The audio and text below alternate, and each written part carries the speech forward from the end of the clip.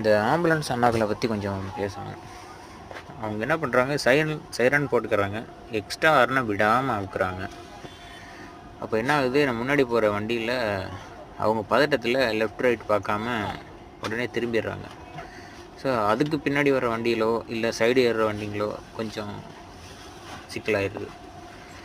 இந்த ambulance ஓடுறனாக்க horn நீங்கள் சைலன் போட்டிருக்கீங்க, நீங்கள் சைரன் போட்டதுக்கே நாங்கள் சைடு கொடுத்துருவோம். நீங்கள் எக்ஸ்ட்ரா ஹாரன் ஏன் அடிக்கிறீங்க? அடிக்கலாம், தேவைப்படுற இடத்துல மட்டும் அடிக்குங்க. அதை சைரன் போட்டும் எக்ஸ்ட்ரா ஹாரனை விடாமல் கையை எடுக்காமல் அமுக்கிட்டே வரீங்க. நீங்கள் என்ன அர்ஜென்ட்டில் போகிறீங்கன்றது புரியுது எங்களுக்கு, ஆனால் எங்களுக்கு சைடு கொடுக்க இடம் இருந்தால் தானே நாங்கள் சைடு கொடுக்க முடியும். நீங்கள் ஹாரன் விடாமல் அமுக்குனீங்கன்னா நாங்கள் என்ன பண்ணுவோம், பதட்டத்தில் லெஃப்ட் ரைட் பார்க்காம அங்கிட்ட திருப்பிடுவோம்.